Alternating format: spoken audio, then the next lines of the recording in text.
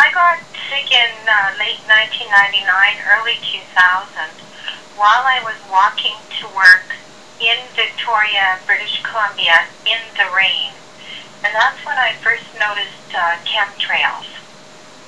Now, I didn't notice these, the fuzz or the fibers for a few years after that. It actually started, my symptoms started with pain, extreme pain in my neck.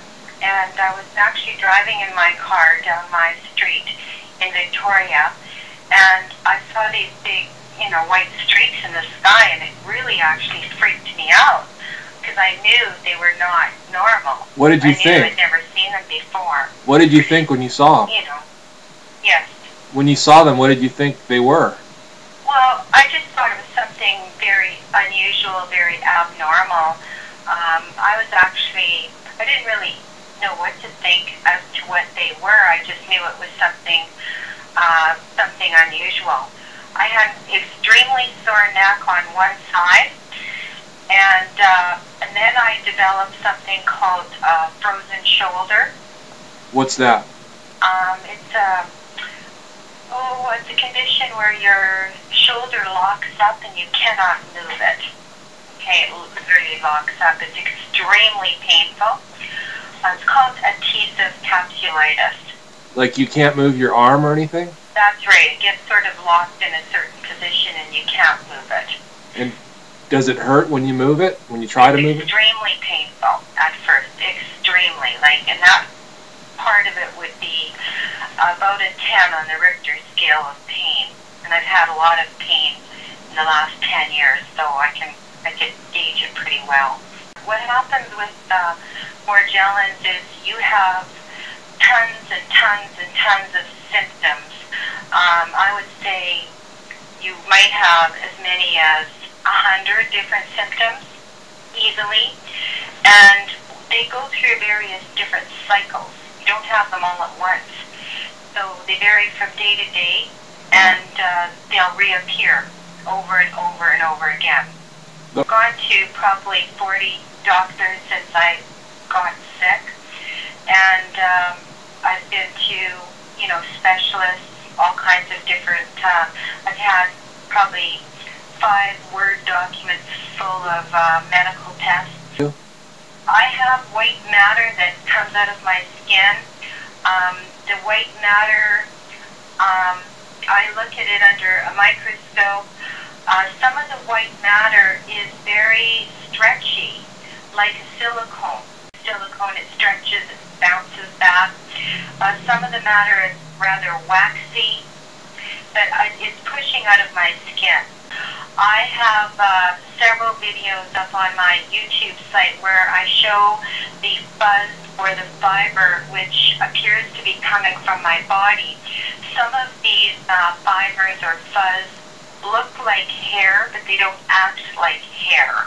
Right. And I've probably seen them up to 8 inches long. They're easily visible with the naked eye, and they can be seen as very, very small under the microscope, and they join up and become very large. Right. How I can explain it.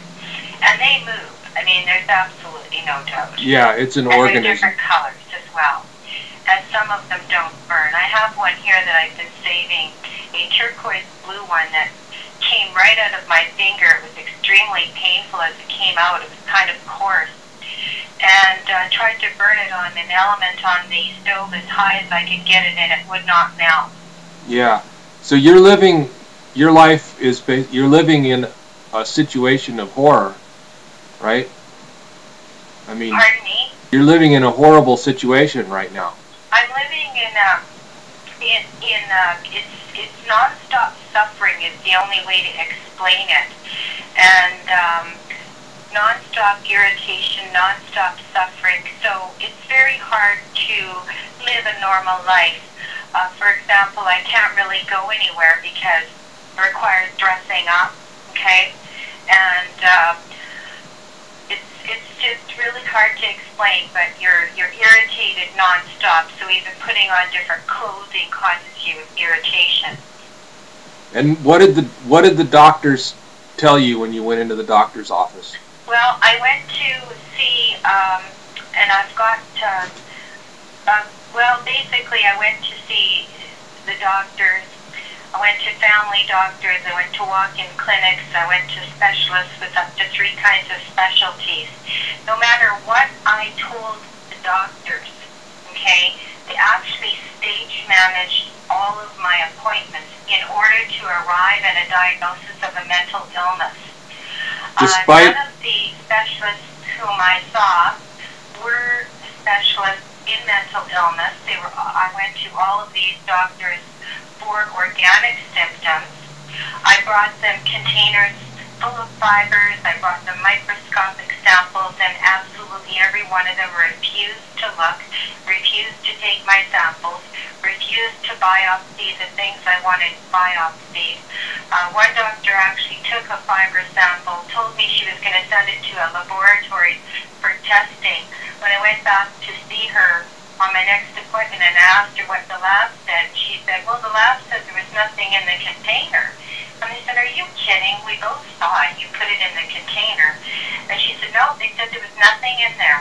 So when I got home, I called the lab, and the lab told me they never received anything from the doctor. That was absolutely devastating to me. I wanted to die. That was the 7th doctor I've been to. And I just, had regained my trust in this doctor, and then she completely and utterly destroyed it. I cried for months and months. I was in utter despair. I can't even explain to you how terrible it feels to know that you're treated worse than a dog.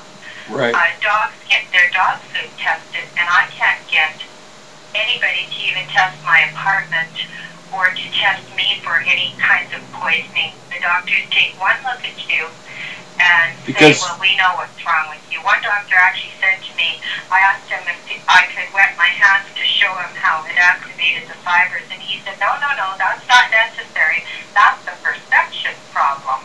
Because the doctors are in on it. They know what's going on. Well, I'm sure of it. There's no doubt whatsoever that the doctors are conspiring together, and in Canada, they are also under the thumb of an insurance company who they all belong to. What's the name? And this insurance company has a ton of money, and so they're all, under the thumb of some big insurance company. Do you know what the name of the insurance company is? I do have the name of it somewhere, but I'd have to look it up and email it to you. Okay. Now, did the doctors ever tell you to keep quiet about all this? No, the doctors never told me to keep quiet about anything.